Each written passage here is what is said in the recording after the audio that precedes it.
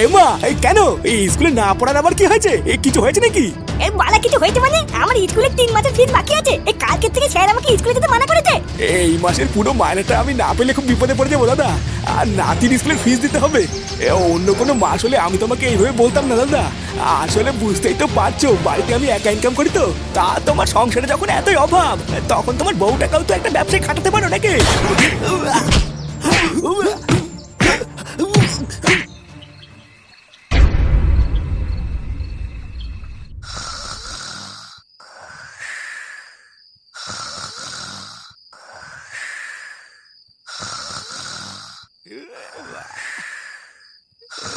হ্যাঁ বাড়া কেনা হ্যাঁ চোদ না খেয়ে দেয় কোনো কাজ নেই নাকি বড়া? এ কি তুমি এত রাতে মদ খেয়ে বাড়ি এসেছো? হ্যাঁ ও গিন্নি তুমি এখনো ঘুমাওনি গিন্নি? আরে আমার জীবনে তো গুষ্টির গুদ মারা হয়েই গেছে, এবার কি তুমিও না ঘুমিয়ে নিজের জীবনে গাড় মারবা নাকি? যাও গিন্নি যাও, তুমি গিয়ে শুয়ে পড়ে যাও। তুমি সেই সকালবেলায় বেরিয়ে এখন মাঝরাতে ঢুলতে ঢুলতে বাড়ি এসেছো? ঘরে এক ফোঁটাও চাল নেই ডাল নেই, কালকে কি খাবো তার কোনো ঠিক নেই, আর তুমি মাঝরাতে ফুর্তি করে বাড়ি ফিরলে? হ্যাঁ ফুর্তি? আমি ফুর্তির আবার কি করলাম গা? মাগি নিয়ে কি ঢলি করেছি নাকি? বহুদিন মদ খাই না, তাই ভাবলাম আজকে একটু খাই, খেয়ে ফেলেছি। এই যাও তো যাও, বাড়া তুমি বেশি মারিও না। ঘরের মাগির মতো থাকো কি যাও। এই কি হয়েছে? কি বলে তুমি আমাকে? হাড়িতে একটাও ভাত নেই, সবাই হাত পে থেকে শুয়ে রয়েছে, আর তুমি মাঝরাতে মদ খেয়ে মাতলামি করছো?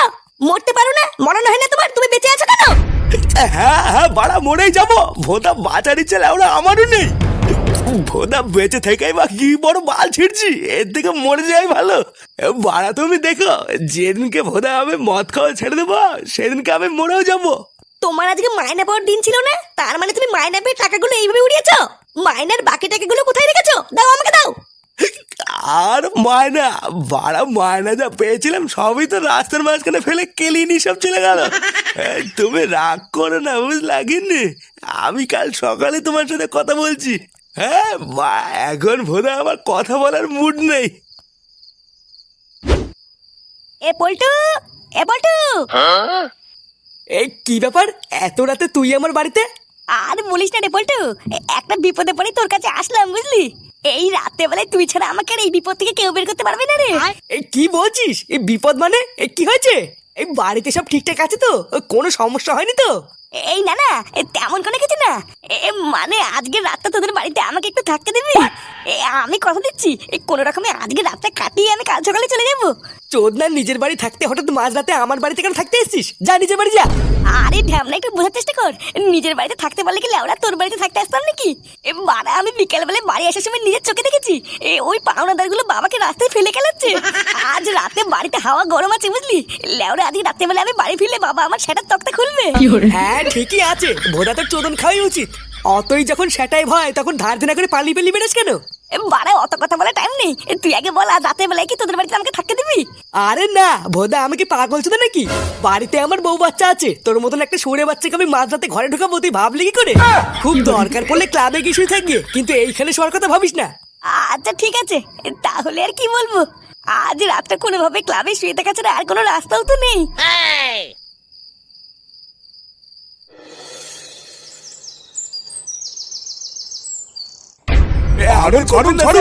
আমি আপনার দুটো পায়ে পড়ছি, এমন করবেন না।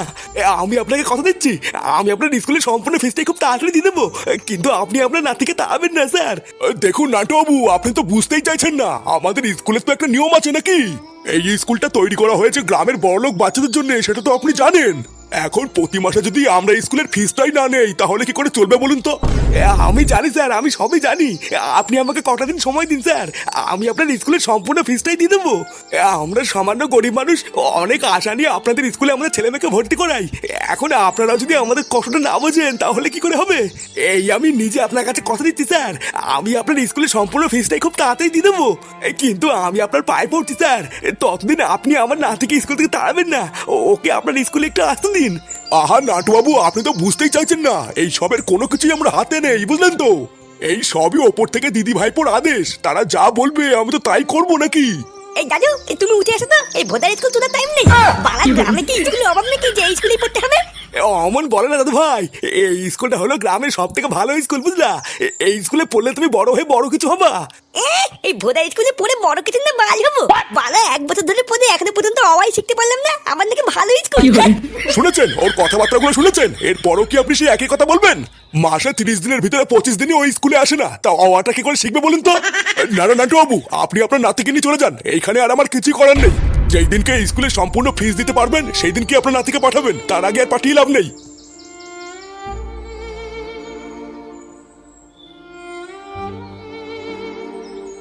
একই রে ফাটা, তুই কদিন ধরে স্কুলে আসিস না কেন?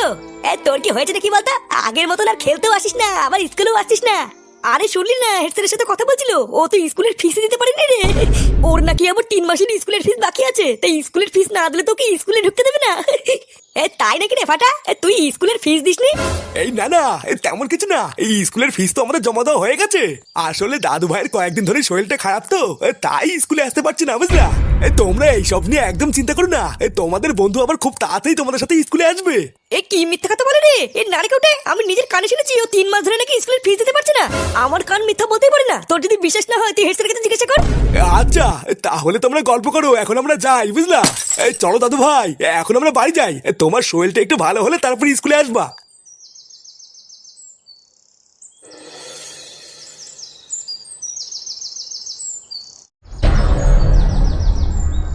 বালা পুরো স্কুলের সামনে আমার মান সামনে পুরো গায়ে মারা হয়ে গেল। ভূতদা আমি কি কোনোদিন স্কুলে গিয়ে ওদের সামনে দাঁড়াতে পারবো? এই দিদুন, ও দিদুন। ওমা দাদু ভাই, তুমি স্কুল থেকে চলে এসেছো? ব্যাগ রেখে আসো, অনেক বেলা হয়েছে, দুটো খেয়ে নাও। আরে ধুর, বাল খাতে তোমার খাবার। ভূতদা তোমরা কি তার একটু খুলে বলতো, তোমাদের মতন কি আমাদের কোনো মান সম্মান নাকি? হ্যাঁ ওমা, তুমি এত রেগে আছো কেন? স্কুলে কি কিছু হয়েছে নাকি? কিছু হয়েছে মানে? আজকে আমার স্কুলের সব বন্ধুরা আমাকে দেখে হাসছিল দাদু। ভূতাই সবাই আমাকে হেসে হেসে বলছিল আমার নাকি স্কুলের ফিস দেওয়ার ক্ষমতা নেই, তাই স্কুলে আসি না। সাদা চুদ না, দাদা আমাকে দেখে ভয় পেতো, তারা আজকে আমাকে দেখে হাসছিল। ভূতা আমাকে কোনো মান সম্মান নাকি? হ্যাঁ এই দেখো দিদুন, আমি কিন্তু তোমাকে পরিষ্কার বলছি, এই কালকের মধ্যে যদি আমার স্কুলের ফিস না দাও তাহলে কিন্তু আমি সুইসাইড করবো। হ্যাঁ ওমা, এইসব কি উল্টোপাল্টা কথা বলছো তুমি দাদু ভাই? এইসব কি বলতে আছি নাকি? তোমার দাদু কোথায়? দাদু তো তোমার সাথেই গেছিল। আরে ধুর, দাদু ভূতা কার মানাতে গেছে? এই কালকের মধ্যে কিন্তু আমার স্কুলে ফিস দেবো বলে দেখছি। ভূতা মাসে মাসে স্কুলের ফিস দেওয়ার ক্ষমতা নেই, আমার নাকি বড় স্কুলে ভর্তি করিয়েছে। আরে গার মেরেছে। হ্যাঁ এই এত বড় টিফিন করতে করতে আমার জন্য খাবার এনেছিস বলটু? বাড়া গন্ধ তো শুকে মনে হচ্ছে এর ভিতরে মাংস আছে। হ্যাঁ ভোদার বাল, এটাই কিন্তু আজকে তো শেষ খাবার। আমি কিন্তু আর বাড়ির থেকে তোর জন্য কোনো খাবার আনতে পারবো না। চোদনা, এই দিয়ে 3 বার হয়ে গেল। আমি কি তোর চাকর চোদা নাকি যে তোর জন্য খাবার এনে দেবো?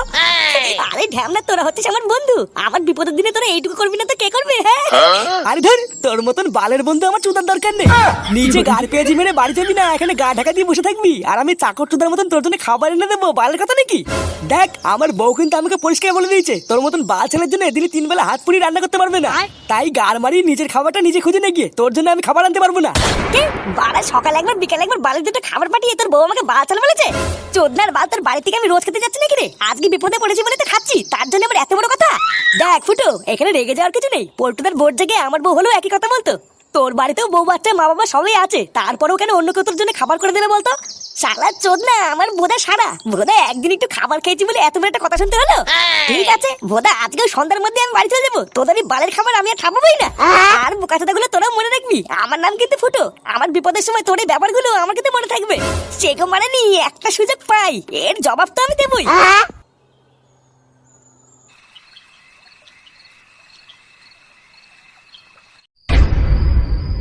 না এইগুলো কি সহ্য হয়? থালা আছে, খাবার নেই, সারাদিন পর দুটো খাবো, একটু সামনে বসে খেতে দেবে কিনা তা না। এগিনে, আরে কই গেলে গিনি? আরে বসে আছি তো, খাবার দেবে তো নাকি? এগিনে, আরে কই গেলে? এই কি হয়েছে গো? কি হয়েছে? এত চিল্লাচ্ছ কেন? আরে বাবা চিল্লালাম কোথায়, তোমাকে তো শুধু একটু ডাকছিলাম। সারাদিন পর দুটো খেতে বসলাম, তো আমার হাতের কাছে তো সবকিছু আগিয়ে দেবে নাকি? অত আগিয়ে দেওয়ার কি আছে? সারাদিন কি এমন বাল ছিল যে তোমার হাতে হাতে সবকিছু আগিয়ে দিতে হবে? 3 বেলা থালা ভরে গেলা ছাড়া তুমি সংসারে আর কোন কাজটাই বা আসো যে তোমাকে 3 বেলায় থালা সাজিয়ে দেবো? তুমি অত রেগে যাচ্ছ কেন গিন্নি? তুমি তো জানো যে তুমি সামনে বসে খেতে না দিলে আমার পেটই ভরে না। থাক, আজকে আর তোমার কোনো খাবার দিতে হবে না, আমি নিজের হাতেই সব নিয়ে নিয়ে খাচ্ছি। হ্যাঁ হ্যাঁ খাও, পুরো সংসারটাকে তো চিবি চিবি খেলে। আর কি বা খাওয়ার বাকি আছে তোমার? সারা জীবনে অনেক বাল ছেড়েছো, এখন তো খাওয়া ছাড়া তোমার আর কোনো রাস্তাও নেই। এইসব তুমি কি উল্টো পাল্টা বলছো গিন্নি? আমি তো কিছুই বুঝতে পারছি না। কিছুই বুঝতে পারছো না? না তুমি কিছুই বুঝতে পারছো না? রাস্তাঘাটে কারোর কাছে তোমার কোনো সম্মান থাকবে না থাক, আমাদের তো আত্মসম্মান বোধ আছে নাকি? বাড়িতে এতগুলো মানুষ, কাল কি খাবো কাল কি রান্না করবো তার কোনো ঠিক নেই। ওইদিকে ফাটাকেও স্কুল থেকে বের করে দিয়েছে। আর তোমার গায়ে কোনো হাওয়াই লাগে না, তুমি শুধু গেলা নিয়ে পড়ে আছো। তুমি কি মানুষ? আরে আমি তো আমার দিক থেকে যতটা পারছি চেষ্টা করছি তো নাকি? আমি কি আর ঘরে বসে আছি? সকাল থেকে অনেক লোকের কাছেই গেলাম টাকা ধার চাওয়ার জন্য, কিন্তু কেউ টাকা ধার দিতে রাজি না। সেখানে আমি আর কি বা করবো বলো? টাকা ধার করার কথা শুনে প্রথমেই সবাই না করে দিচ্ছে, তাহলে আমি আর কার বা কাছে যাবো আর কার কাছে বা চাইবো? না তো করবেই, কারণ সবাই জানে তোমার কাছে একবার টাকা ধার দিলে সেই টাকা সে পাবে না। শালা আমিও পড়েছি আরেক জেলায়, কি এমন পোড়ার কপাল নিয়ে এসেছিলাম যে আজকের এরকম দিনও আমাকে দেখতে হচ্ছে।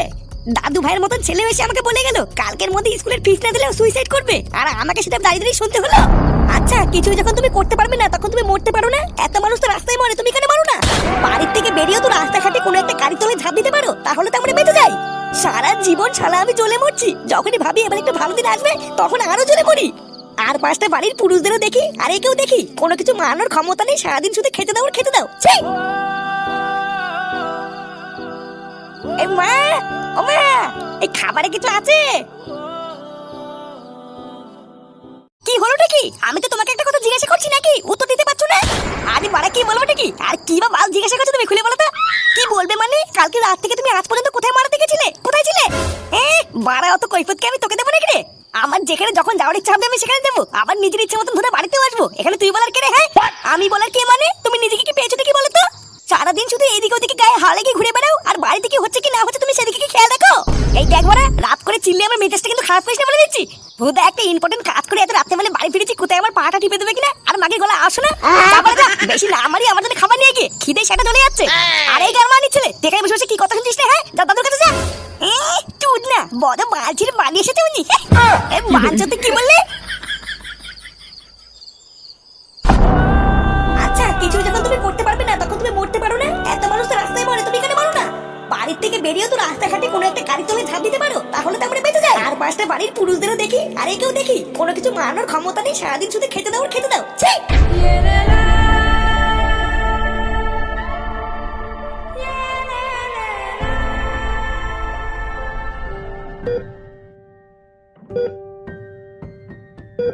এই সমাজটা বড় কঠিন, বুঝলা গিন্নি? এই কঠিন সমাজে বাঁচতে গেলে তোমার পকেটে টাকা থাকা লাগবে। যদি না থাকে তাহলে তোমার এই সমাজে বাঁচার কোনো অধিকার নেই, এটা আমি বুঝে গেছি। সারা জীবন সংসারের হাল একা টেনে গেছি, কোনো সময় নিজের কথা ভাবিনি।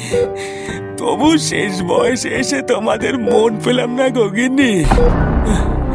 এটাই হয়তো হওয়ার ছিল, তাই জন্যই তো হলো। আমার আর তোমাদের কাছ থেকে কিছুই চাওয়ার নেই গগিনি, আমি যা পেয়েছি তাতেই খুশি। একজন বাবা হয়ে একজন স্বামী হয়ে আমি তোমাদের জন্য কিছুই করতে পারলাম না গিন্নি, আমি তোমাদের জন্য কিচ্ছু করতে পারলাম না। আমাকে ক্ষমা করে দিও তোমরা গিন্নি, আমাকে তোমরা ক্ষমা করে দিও। শুনলি তো, একেই বলে বাবা, বুঝলি? এত বয়স হয়ে যাওয়ার পরেও কাকু বুকের রক্ত মুখে তুলে সংসারের জন্য কাজ করছে, আর তুই কি করছিস? সারাদিন শুধু গায়ে হাওয়া লাগিয়ে ঘুরে বেড়াচ্ছিস আর বাড়ি গিয়ে 3 বেলা খাচ্ছিস। বাবা হওয়া অত সহজ না রে ফুটো। বাবা হতে গেলে না অনেক দায়িত্ব নিতে হয়, বুঝলি? তুইও তো বাবা হয়েছিস, তা তুই একবার নিজেকে আয়নায় দেখ না, আর দেখ আর ভাব যে তুই বাবা হয়ে নিজের ছেলের জন্য কি করেছিস, আর কাকু বাবা হয়ে নিজের ছেলের জন্য কি করছে। তোর মতন একটা ছেলে থাকা সত্ত্বেও কাকু সংসারে এত ঝড়ঝাপটা একা কি করে সামলাবে বলতো? কপালের জোরে এবার কাকুর কিছু হয়নি ফুটো, কিন্তু এর পরেও যদি এমন আরো একবার হয় তাহলে কিন্তু কাকু আর বাঁচবে না বলে দিলাম। আমি বিশাল বড় ভুল করে ফেলেছি রে পল্টু। সারাদিন আনন্দ ফুর্তি করতে করতে কোনো সময় বাবার দিকেই তাকাইনি। বিয়ে হয়ে গেছে, একটা ছেলেও হয়ে গেছে, তাও আমার এইটুকু মাল ওঠেনি যে আমি সংসারের জন্য কিছু একটা করি। আমার বিশাল বড় ভুল হয়ে গেছে রে পল্টু। তুই দেখিস এই কালকে থেকে আমি রোজ কাজে যাব, নিজের ইনকাম দিয়ে আমি সংসার চালাবো, বাবাকে আর কোনোদিন কোনো কাজ করতে দেবো না। এই তো এতদিন পর তুই একটা পুরুষ মানুষের মতন কথা বলেছিস ফুটো। বাবা আমিও কালকে থেকে তোমার সাথে কাজ যাবো কিন্তু। এই মেরেছে, হ্যাঁ।